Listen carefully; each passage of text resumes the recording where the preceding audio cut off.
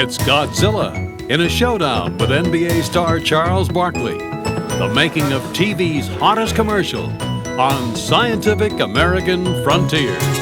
Also, a promising career cut short. The only hope? Poison. Natural leaders make good liars? What's going on?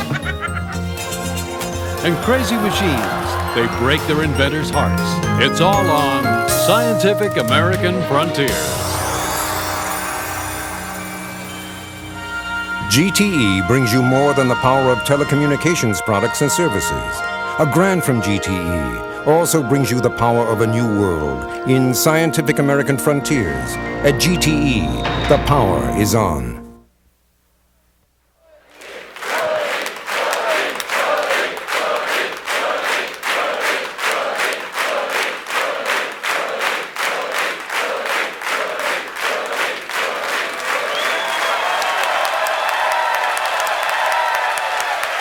Live from MIT, it's Scientific American Frontiers.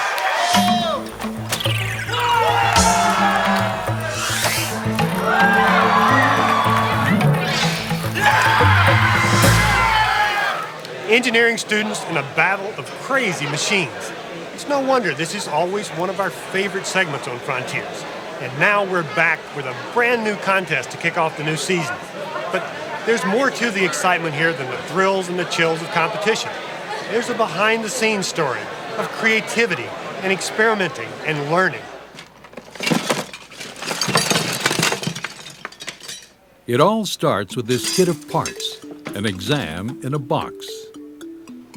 Students enrolled in MIT's engineering design course must create a machine solely from the materials provided.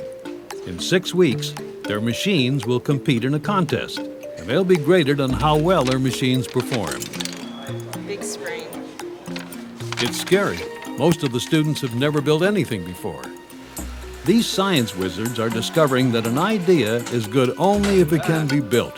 That means rolling up their sleeves and handling a drill as well as a calculator. And as 200 students compete for tools, life in the shop becomes frantic. This is the contest playing field. 2 tables separated by horizontal pipes about 6 feet long. In the center is the goal, a plexiglass cylinder with a partition running down the middle. In just 30 seconds, the machines have to deliver ping pong balls to their side of the goal. Each machine can carry as many balls as you want, but everything must fit into a 1-foot cube. The machine that delivers the most balls wins. The biggest challenge is a good idea, and students look for inspiration anywhere they can. For example, Rob Graham plays football for MIT. The competitive strategy he uses in the field sparked Rob's plan: drive straight down the line. My idea is to drive out on both cylinders, and then once I get to the goal, dump my box of balls into the goal. So I'll start in a position about like this, and these will be my struts. And they'll start like this, and then I'll have pneumatic pistons that will force the struts down and drive out to the goal. As soon as Rob finishes building each element of his vehicle, he tests the whole design. Testing is the only way to avoid nasty surprises. And there are always surprises.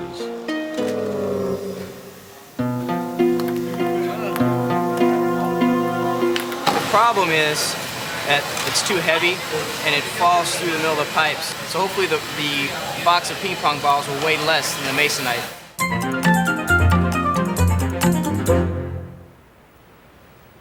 This is Heather Clobert. Heather is an engineering major and a member of MIT's fencing team. For her, competition means speed, aggression, and marksmanship. My basic concept is a frog. I want to leap, carrying all of the balls with me, land on the target, and dump them.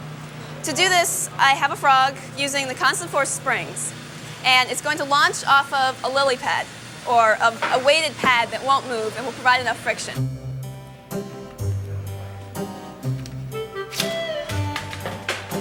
speed and aggression are there, but the marksmanship needs work. Heather's frog design almost croaked. According to contest rules, ping pong balls can be launched, but machines can't. She got around this by combining her launcher, these coil springs, with her ball carrier. So the frog takes its power source with it, and that makes it legal. The students are scrambling, and that warms the heart of their instructor, Professor Harry West. At this stage, when the students' machines don't work very well, they become very teachable. The machines themselves are teaching. When the student has made a mistake, the machine lets the student know, because it doesn't work. Go.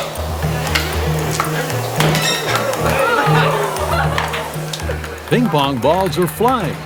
So are rumors. I've heard rumors of a machine that can dump 40 ping pong balls in 2 seconds. Oh, I heard about one that supposedly shoots 40 balls in 2 seconds. I've heard about people who can get like 400 balls in like 2 seconds. The mystery machine is the brainchild of Chris Pfister. I have 48 balls here inside the box, which is attached to a string to the machine. The box is placed on a spring-loaded catapult. When released, the catapult launches the box through the air. It's a great design, but it has one big problem. It's not legal.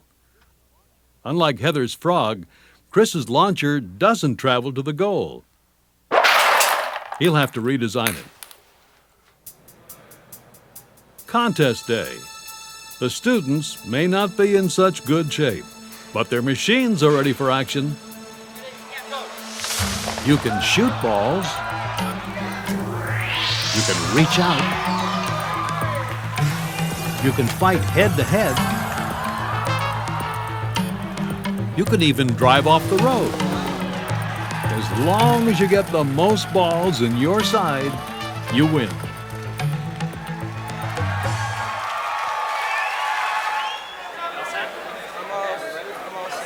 Rob's vehicle on the white side of the table is competing against a pop gun design on the orange side. It's a slow start. His wheels hardly hit the ground before the pop gun machine begins to fire. It's down the tubes for Rob. I had too much friction on the bottom of my machine, and these little knobs I put on didn't lessen it enough so I could drive off. So it didn't work nearly as well as I had hoped. For her first round, Heather is as jumpy as her frog. She's up against a Model T. The leap is just short of the goal. I just added too many ping pong balls and it was too much weight, and the frog didn't jump as far as I thought it would. But I learned a lot and it was really enjoyable. This is the former mystery machine, now completely redesigned. Chris has built an extending arm with a blocker attached to the front, an aggressive defense. He's up against a vehicle. And it's over quickly for Chris. Here's what happened. His arm shoots too low, so his blocker hits the center divider. Chris defeats himself. The practice attempt that we made just before that was perfect, so I don't know what happened. A little bit of luck is involved, I guess.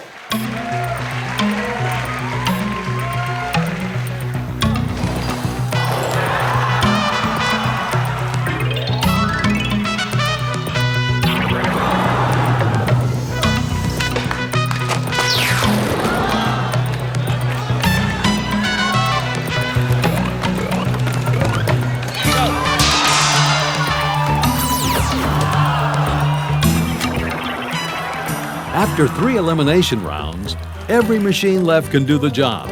What matters now is how many balls you can deliver and how fast. For example, on this side, 200 balls. Over here, maybe 50. They're both vehicles, and after a rough start on the left, it's a pretty even match. They both get there, they both work, but 50 has no chance against 200. The volume vehicle scores a solid win. In this next match, intense concentration takes over as a lightweight extender goes up against a vehicle. Are you ready? Go! The extender contender is fast and fully loaded. It delivers all its balls before the vehicle even arrives.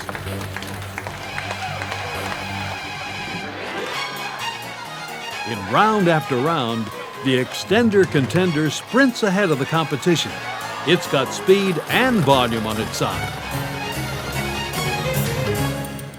But there's another strategy showing a lot of promise. Blocking. This blocker is really fast. It delivers just 2 balls, but it wins because the opponent can't get by the defense. But what happens when blocker meets blocker? This round is a test of brute strength.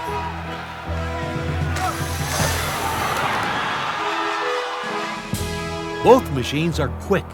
They collide head-on, but Tom's brute blocker on the right gets there just fast enough to prevent the opposing blocker from deploying. He then delivers a full load. I was scared that I went up against him, but I thought I might be able to plow him out of the way even if he got there before me. As we move into the semifinals, it's Do Kim Kim and his volume vehicle, Tom Massey and the brute blocker, Paul Sau with the extender contender, and Chad Klizzer also running an extender. I'm nervous. Do Kim's volume vehicle is up first against Chad's elegantly simple extender. The vehicle's stabilizing arm deploys slowly, so the extender gets a head start. It may be slow, but the volume vehicle relentlessly delivers. And delivers. And delivers.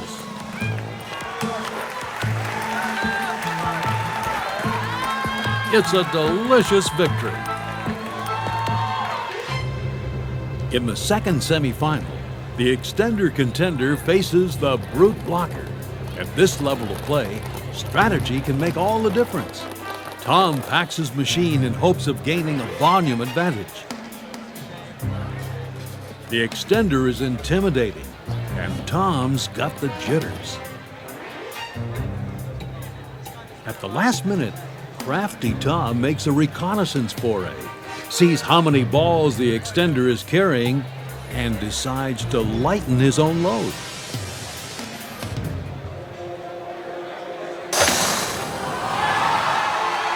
The brute blocks out the extender altogether.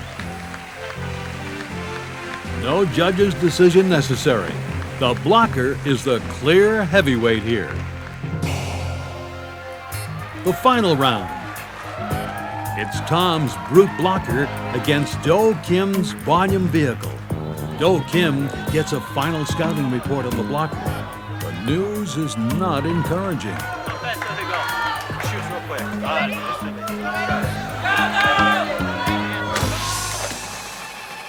And sure enough, Tom's off to a fast start. Do Kim's only hope now is to knock the block off. Otherwise, volume won't make any difference. But the blocker won't budge. Do Kim is just shadowboxing. It's a total knockout.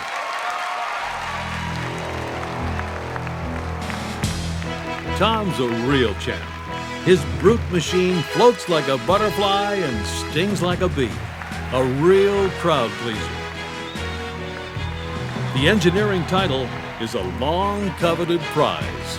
Awesome, this has been a dream of mine since I was like in the 8th grade. It's incredible. I still can't believe this happened.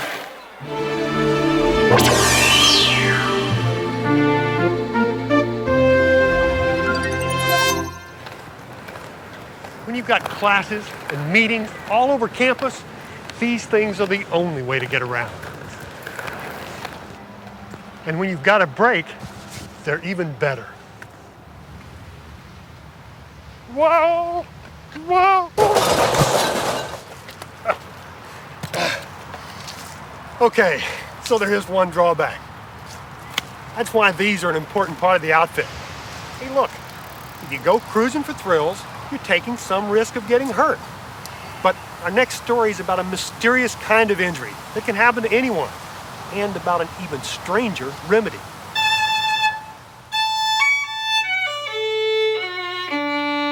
"8 years ago, this man was a professional violinist. But then his career was tragically cut short by a mysterious muscle injury. Now his fingers cramp and spasm uncontrollably. For Gordon Boffman, playing is nearly impossible.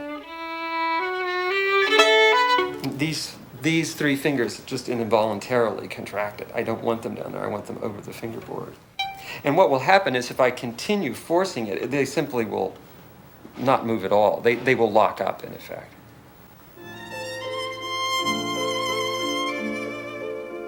This is a recording Gordon made 10 years ago. He was on the ladder to success, performing in prestigious orchestras and chamber groups. Then, the finger spasms began. No treatment could be found.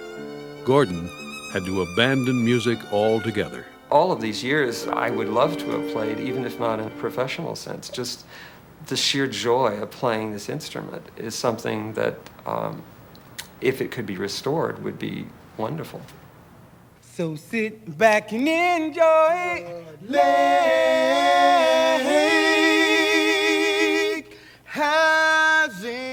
Morel Roper, manager of this R&B band, also found her life radically changed by an incurable disorder. You protect it real good. You need to look in the audience a little bit more. Yeah, focus on the audience. Okay. Don't look down. 10 years ago, her voice was normal. Today, she struggles to be heard. The effect on her life has been devastating. Since my voice problem, the most difficult thing for me to do is to meet people and to have a conversation, general, normal conversation. I cannot do it. It's been very, very hard for me to do, which has been bad for me because most people think that I'm shy, that I'm being cold or elusive, but it's not that. Okay, you don't notice any weakness at all. Let me just check a couple of things. Put your arms up this way. Hold them up. Don't let me push them down. After years without music, Gordon is once again looking for treatment. Push me away from you. The search brings him to Barbara Karp at the National Institutes of Health.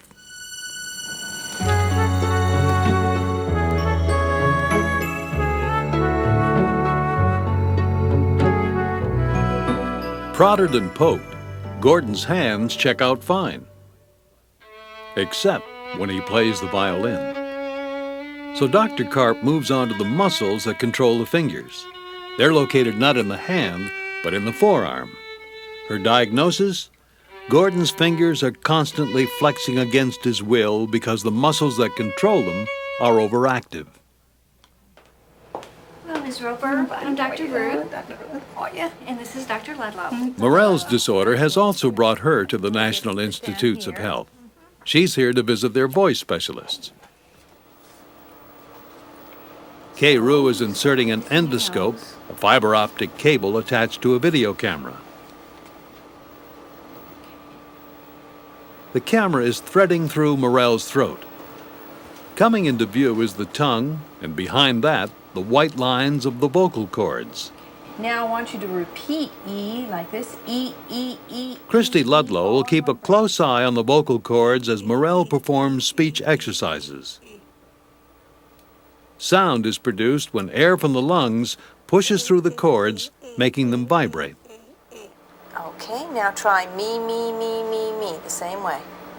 Me, me, me, me, me, me, me, me. Here in this normal example, muscles hold the vocal cords slightly apart, like this, allowing a smooth flow of air. Okay. But when Morel speaks, these same muscles over-contract, and the vocal cords clamp shut. And one nice long E.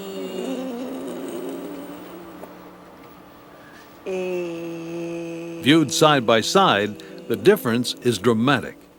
In fact, Both Morell's problem and Gordon's are caused by the same thing: overactive muscles. It's a surprisingly common condition called dystonia that can strike practically any muscle. Here's the problem. Movement begins in the brain, which sends commands speeding through the nervous system toward the muscles. At the nerve endings, the brain's commands are passed to the muscles through a pulse of messengers. But Morell and Gordon's problem is this. It's not known why, but the brain sends a flood of messengers that overstimulate the muscles. There is no cure, but now for the first time there is a treatment. The signals can be blocked with poison. There's a new poison. 1 ounce can kill all the people in the United States. Germ warfare can wipe out an entire city. They're talking about the botulinum toxin, the poison that causes botulism. In World War II, the U.S. Army began investigating it as a biological weapon. But the toxin is more familiar as a source of food poisoning. It's produced when common bacteria are denied air, like in a sealed can. Outbreaks of botulism were all too common in the early days of canning. And over the years, it's taken a deadly toll. Because the toxin blocks the signals for movement, the body's muscles are paralyzed. When it hits the muscles that control the lungs, the victim suffocates. Today, the toxin's paralyzing ability will be used for treatment. This deadly poison offers Morell new hope. We find most of our patients who come to see us now really are not even listening to the words botulinum toxin, but rather listening to the words treatment, and that's what's important to them. And we're in channel 4. For Morell, getting the poison won't be the worst part. First, Dr. Ludlow must figure out where to put it, which requires probing her vocal system with electrodes. How are you feeling now? I'm feeling fine. Good. They must check a lot of muscles. Most are normal, showing only a small amount of activity. But when the needle is inserted into a key speech muscle, there's tremendous activity. This is the muscle responsible for Morell's problem. Now Dr. Rue is going to inject the toxin directly into it. I'm going to put 5 units right here. Don't swallow, don't move. It's this precision combined with an incredibly small dose, about a billionth of a gram, that makes treatment possible. There's no risk of poisoning, just the targeted muscles will be weakened. The toxin works its way to the nerve ending, where it sets up a sort of barrier, blocking the brain's messengers and eventually paralyzing the muscle. The effect lasts 6 months. Then Morell will need another injection to keep the muscle weakened. Gordon's problem will also be treated with toxin. Again, the most painful part is finding the right muscle. They're going to inject the 4th and 5th fingers, beginning with the 4th. The needle part of the syringe is going to play a crucial role. What we need you to do is listen very carefully about how to move your finger. We're going to number our fingers a little bit differently. When the needle moves in sync with the 4th finger, they found the right muscle. So that doesn't move either. Okay, and now do the 3rd finger. So right now we're in the muscle that moves the 3rd finger. They haven't found it yet. Okay, try moving it over a little bit. Oh. Okay, all right. All right. It just aches. Yes, it will ache a little bit when you move your fingers also. Okay, so it's moving a little bit with 5 now. That's good. Very nicely with 4. This would be a good place for 4. Okay, so that's a good place. You doing okay? The injection itself takes just a minute. Then the entire process will have to be repeated to find the other problem muscle. But will the treatment work? To document their progress, Frontiers gave home video cameras to Gordon and Morell. It becomes necessary for one people to stop. The tapes tell an extraordinary story. When in the course of human events, it At first, as the toxin weakens her vocal muscles, Morel's voice gets even worse. In the course of human events, it becomes necessary for one people to resolve. But soon, When in the course of human events, it becomes necessary for one people to dissolve the political ban. I'd like to thank all of you for coming out celebrating my new voice. I do have a new voice, you know.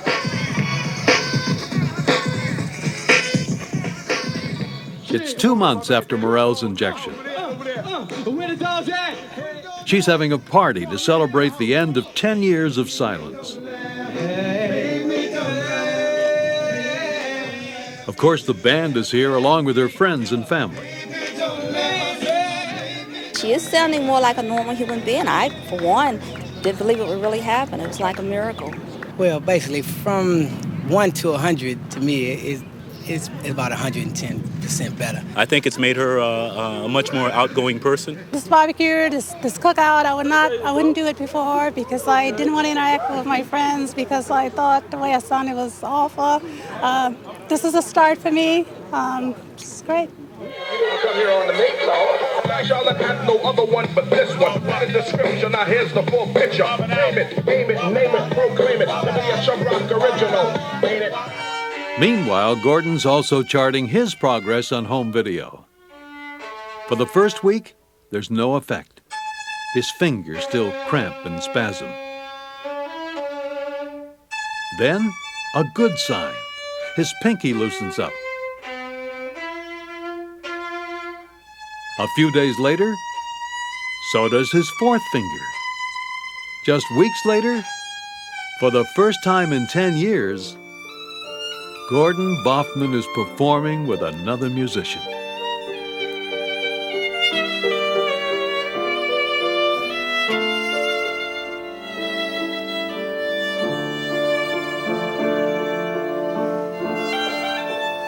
I never thought I would ever be able to play again, and I never even wanted to think about playing again because it was too painful recognizing what I had lost.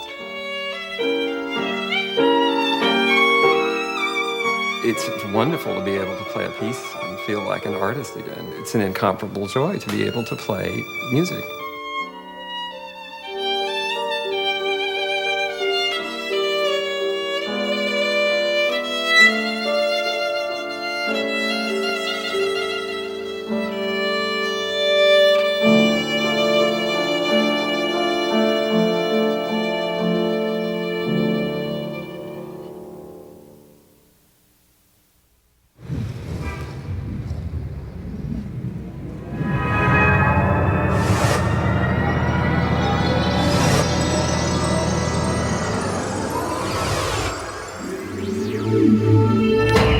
One of our most popular art of science features was a piece called Panspermia, produced by Carl Sims and Thinking Machines Corporation. So we're delighted to present the TV premiere of Carl's newest work. What you're going to see is something quite different than the standard video effects in commercials and on MTV. Carl has managed something new, an amazingly fluid style of animation on a modern supercomputer. So sit back and enjoy Liquid Selves.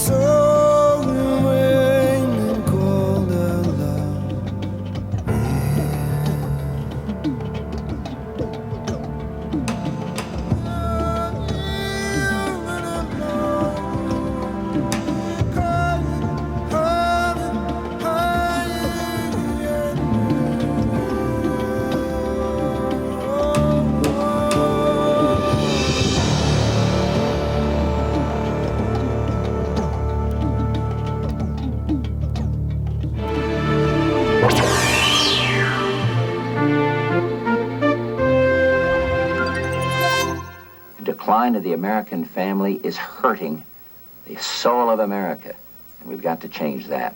Do you want 4 more years of government for the privileged few? I can't afford to be preoccupied by that sort of nickel and dime stuff.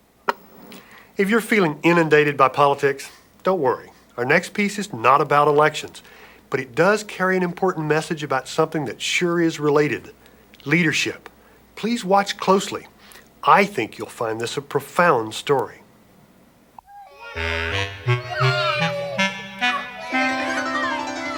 In any group, some children have more influence than others. They get what they want more often. They are the leaders.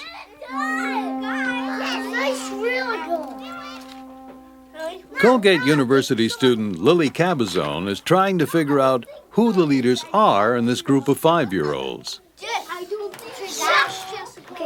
We're trying to get an objective view and a measurement of which children are dominant and which children are submissive. And we're done through observation while the children are at free play. Oh, yeah, right. Lily doesn't just watch and decide who seems dominant and who seems submissive. She has a much more precise method. What she does is count. She keeps track of a range of behaviors that indicate dominance. Some are obvious, like telling someone what to do. Caitlin, you go, but I have a next-door neighbor that does. But I have a next-door neighbor that does. Jessica on the left commands, and Caitlin obeys. Here's Sean on the right, tells his friend what to do. You pick the one. Be quiet. You. Lily also counts physical dominance. Who initiates it? Who's the target? Here, Caitlin is on the receiving end of a bite. This is our lunch. Gestures are also important, like hands on hips. And chin thrusts. Both mean dominance. Facial expressions count too, like this submissive smile. When it's all tallied, the results are clear. Sean has an extremely high dominance score. He is a leader in the group. You may kiss the bride. So is Jessica. Caitlin has one of the lowest dominance scores. What makes certain kids dominant? What's their secret? Psychologist Carrie Keating believes it's gestures and expressions that matter most. What we say is less important than how we say it. To test this, Carrie has designed a fascinating experiment. In real-world dominance situations, in real-world leadership situations, it's frequently not the words that people say that distinguish them as leaders. They don't often have the best words, and they don't often have the best ideas, necessarily. But what they have is a way to move us. What we're really studying here is a little chunk of what you might consider that charisma that defines leaders. What we're going to do is I'm first going to tell you a secret, okay? All right, so we're going to ask Carrie to leave. Oh, okay. We're going to tell secrets, and I don't get to hear. No. I'll be back later. Okay. As a test of charisma, the children will be put in a psychological hothouse. They'll be asked to lie. Take a real tiny sip. This juice has been heavily laced with salt and baking soda. Do you like it? You don't like it. Does it taste yicky? Okay, it tastes yucky. So when Carrie comes back, okay, you're gonna tell her, we're gonna pretend that we like it, okay? Oh, I heard a knock. Look at all that nice juice over there. Did you have a drink? Was it a good drink? Yep. Yeah? Why? What did you like about it?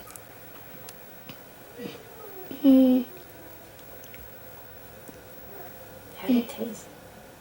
Good. Good, yeah. Caitlin's nonverbal persuasion skills are not proving to be very persuasive. Could it taste good? Tastes good, yeah. What makes a bad liar is that they leak. They leak non-verbally with gestures and facial expressions, very subtle body movements, scratching themselves and picking at their clothing. Those kinds of activities, which are basically nervous activities, tend to leak out when people are deceptive. Here's an instant replay. Watch for the lip licking, the nervous smile, the downward glance. How did you like it? Did it taste good? Yeah? What did it taste like? Sean's deception, on the other hand, barely leaks out at all. It's hard to spot any of those nonverbal giveaways. Yeah, what would they like about it? The taste. They like the taste? What did you like about it? Because it tastes more sweet. Now you decide. Would these children fool you? Yeah? What would they like about it? Because it tastes a little Here's the best way to judge nonverbal behavior. Get rid of the distracting words. Just focus on the faces.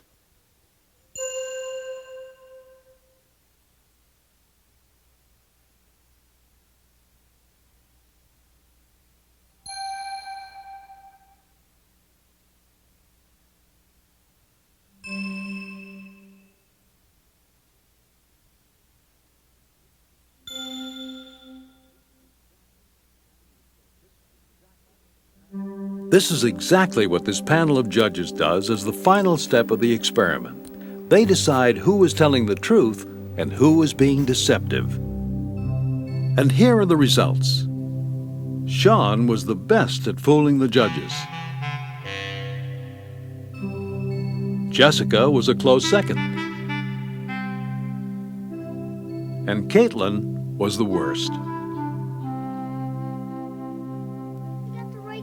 And look at how that compares to the leadership ratings from the classroom. Remember, Sean was the most dominant child, followed closely by Jessica, and the least dominant, Caitlin. Carrie finds this connection again and again. The girls and boys best at the deception task are the most dominant in their social group. Their nonverbal behavior is the most persuasive, even when they're not telling the truth. What happens when kids grow up? Does the essential connection between nonverbal persuasion and leadership remain? If it does, then we should be able to predict which of these adults will be dominant, simply by watching them lie. This tastes really good. Do you think young children would like that? Oh, sure. Chris is probably not going to be dominant. He's a terrible liar. Ty's not very convincing either. Michael's pretty good, not too much in his expression. Jeff is a real poker face. It's impossible to tell whether he's lying or telling the truth, so he should be the dominant type. You have just crash landed in the woods of northern Minnesota and southern Manitoba. The last weather report indicated that the temperature would be minus 25 degrees in the daytime and minus 40 at night. While escaping from the plane, your group salvaged In this next part of Carrie's experiment, we'll be able to see if the prediction is correct. This group has to work together to figure out how to survive a plane crash. But it's not the group's ideas that matter to Carrie. It's who emerges as a leader. Okay, you can begin. All right, okay. I don't think we really need the cigarette lighter. It has no fluid. It will serve absolutely no purpose, so therefore should go relatively last. Wait. Yeah, you could use a spark. Yeah. Knife, I think, is absolutely essential. That's probably number one. The discussion meanders for a while, and then Jeff takes control. Okay, guys, what I think we need to do first is to decide, I know, like in a wilderness type survival situation, you have priorities, and that you should assess your priorities first and then rank your materials to kind of correspond with your priorities. Well, what about food? If you can't necessarily assume that you're going to be wrecked, you can provide yourself shelter, but you have to come up with possibly some substance. Right. Possibly get Chris, who remember was a terrible liar, has some good ideas. But according to Carrie, that's not what it takes to be a group leader. We'll say prepare for a long stay. Last. Okay. That person may not be the person with the most information or the best ideas, but that's the person who is best at maneuvering and manipulating the group members, helping them along with their ideas, and making members feel that they have moved towards some consensus. Okay, does everybody agree with that? Jeff, who is proving to be an expert at consensus building, is also a student leader on campus. The next thing you want to do is be rescued, okay? It was cold and refreshing, and it What about adult women? want to have more of it. It was very... Would you predict that Paula would be a leader?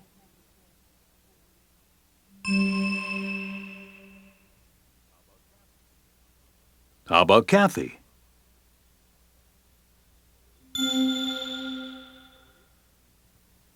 Maria? With a cigarette lighter, you just get the little sparks going. Oh, yeah, like the little... Whatever you guessed, you're probably wrong. Remarkably, for women, Carrie has found no relationship between deception and leadership. A leader will still emerge from this group, but Carrie does not yet know how to predict who that leader will be. I mean, what you can just kind of break. Well, I guess if you need to. Yeah, if big.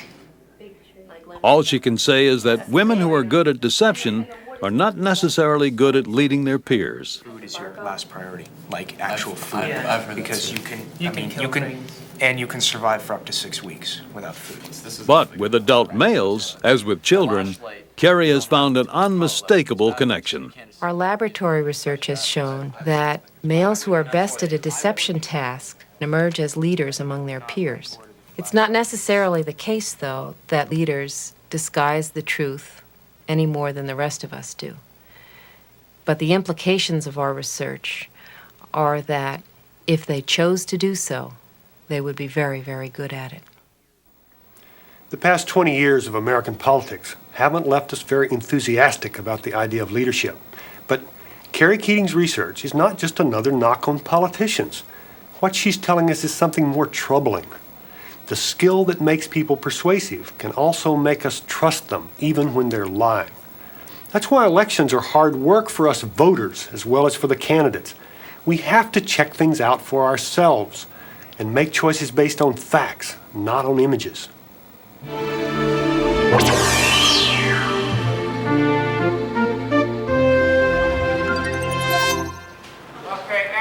A motion picture soundstage in Northern California.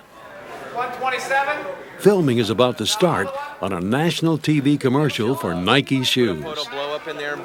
And to pull it off, their ad agency has lined up an all-star cast. Lights are full.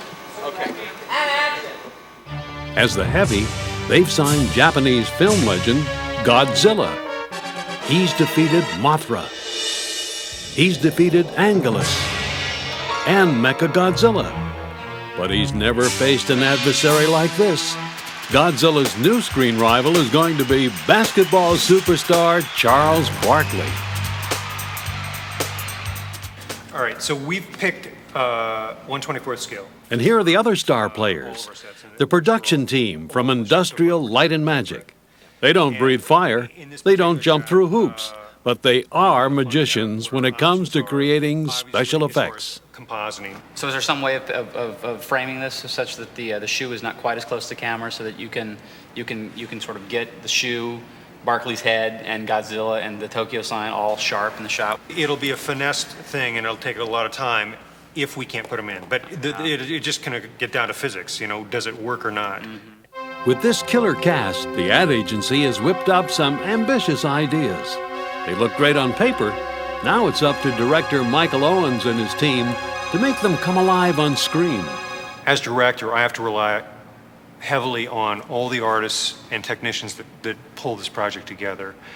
The good thing about Industrial Light and Magic is that I'm close with all these people and I trust them immensely. So right off the bat, I have a good start.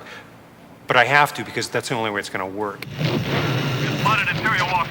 If anyone can make a TV commercial cook, it's the folks who brought you such special effects blockbusters as The Empire Strikes Back.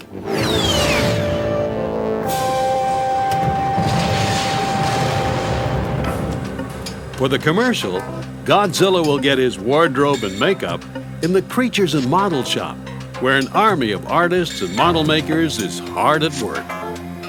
Painter Richard Miller is prepping Godzilla's teeth to look their meanest.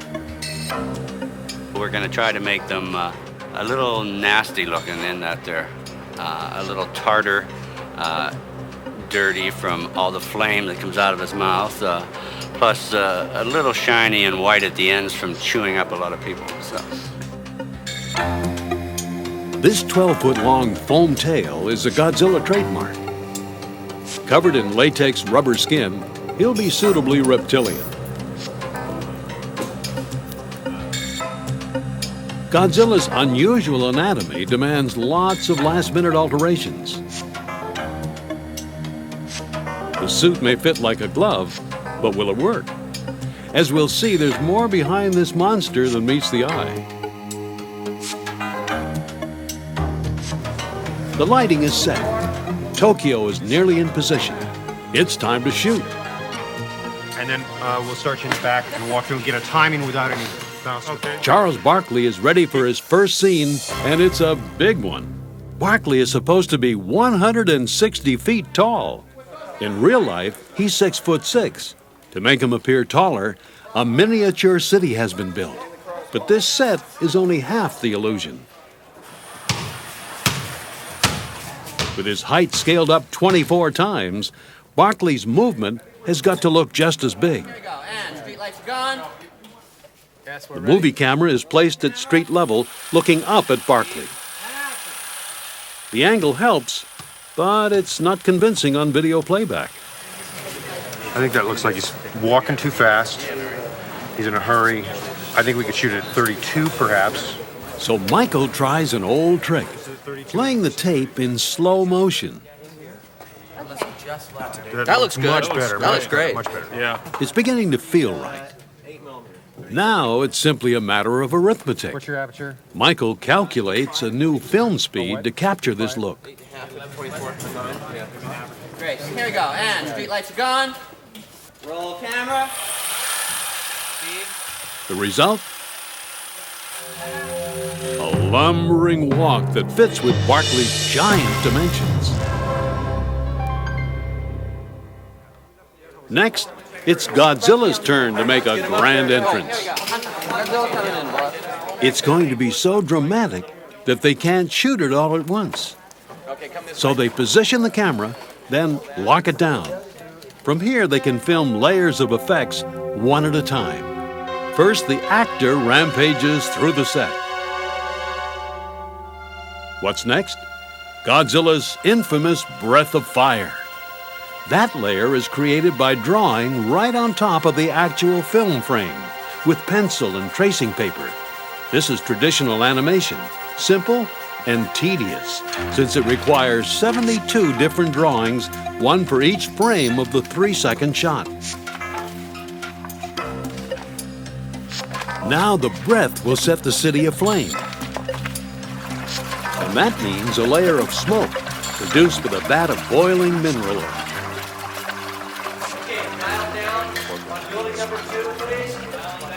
Remember, they're shooting this from the same lockdown position. And they keep going, adding layer after layer that will all come together in a single shot. Flames. Falling billboards. Fireworks. Now, take a look. Catch them all?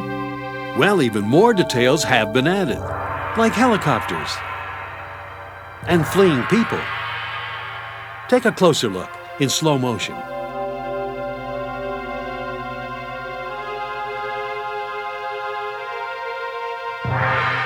It's time for Godzilla and Barkley to meet up. This shot could be a director's nightmare. And take off. So we just see the shoe. You're fading back and forth, and then the shoe goes whoop, like this. Godzilla, in the meantime, is in the back. They're going, I mean, okay. Godzilla will be in there. First shot with Godzilla. You're not nervous about working with Godzilla? No, not at all. There we go. Michael's problem here is that the frame is going to be very tight. Bring your butt way down. Can you bend your knees more? You put this foot here. First, he has to position Barkley low and hunched. Looking good. Okay, let's do a rehearsal. We're rehearsing. Then, he wants a graceful lunge. The two don't go together, and the takes are piling up. We'll get one last take to 28. Okay. No, I don't mind working. Everyone is getting tired.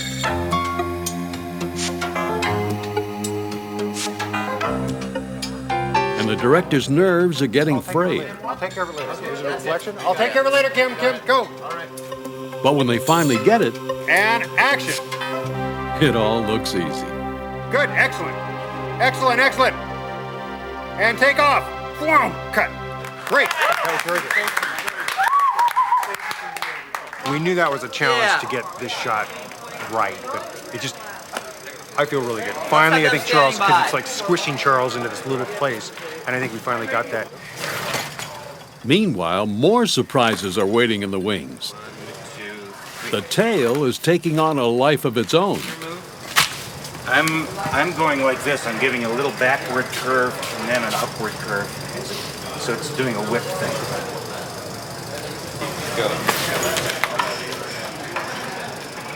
So you're going to be doing your destruction, and then I'll say, and now, and you'll turn and give your look, okay? Okay. And I'll give you Looks like great acting, but it's really great hardware. Godzilla's expressions are created with a skull full of devices, like these radio-controlled eyeballs. With a working jaw, twitching eyebrows, and a sneer, they have a truly emotional monster, as long as there are 4 puppeteers working together behind the scenes. Give us a bit of a eyebrows going up, just real quick. This remote control choreography leads to a lively on-screen character.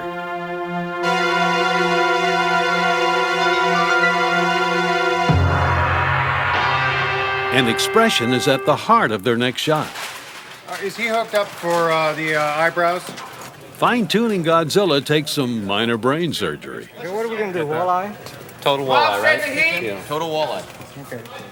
Why wall-eyed? Because Barkley is going to foul him on the chin. And forward. Great. Number 1, and action. But neither star is getting the right expression. There are 2 problems. This is a complex move for the puppeteers. And it's asking a lot of non-actor Charles Barkley. You told me to miss him. Then Michael has a brainstorm. Puppeteers? Can we do this in reverse? He can solve both problems by setting their final expressions first. Yes, reverse action. Even with lots of high-tech tools, sometimes the right solution is simply a clever idea. I'm just pulling out. You're pulling out. Not too far.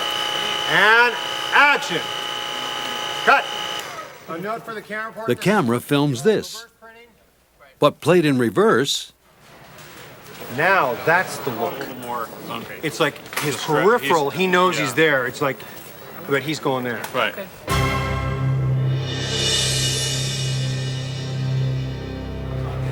for the commercial's grand finale, Barkley is filmed in front of what's called blue screen. This technique allows another shot to be added later. Why? Because they want to marry two great moves, but each one needs different lighting and focus. Yeah, that'll work great. This is what's going on behind Barkley. Ready and action! Now for the magic of blue screen. It produces a sharp-edged mask. So in the editing process, when Barkley is superimposed over Godzilla, the combined image is so seamless, you really believe they're on the same street corner. With all the shots in the can, Michael is liking what he sees. I think it looks great, which is a relief. I mean, it really is. Open the big door, Bernie. It's just a joy when you plan it like this and it actually comes out like this without any obstacles. And we changed along the way and modified, but it's just really neat that this stuff comes out like we wanted it to look. After 8 days of filming and 4 weeks of editing, this 30 seconds of wizardry is ready for prime time.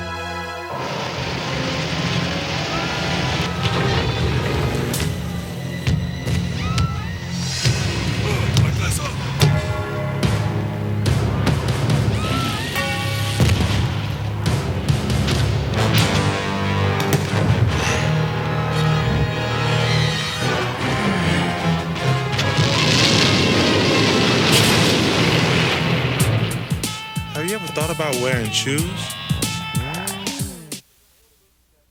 As they say on a movie set, that's a wrap for this edition of Scientific American Frontiers. Next time, we'll rescue a trapped whale off Newfoundland, track howler monkeys in Costa Rica, and examine the tuberculosis epidemic right here in the U.S. So come on back and watch. GTE brings you more than the power of telecommunications products and services. A grant from GTE also brings you the power of a new world in Scientific American Frontiers. At GTE, the power is on.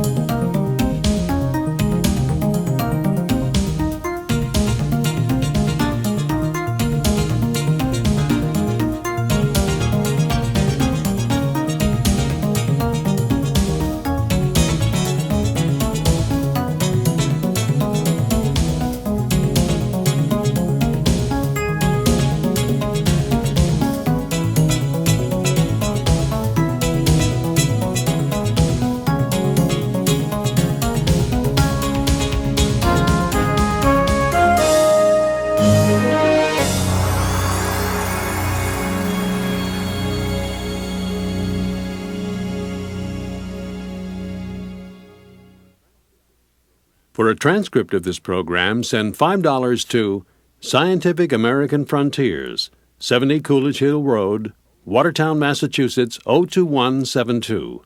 Please be sure to specify which episode you'd like. This is PBS.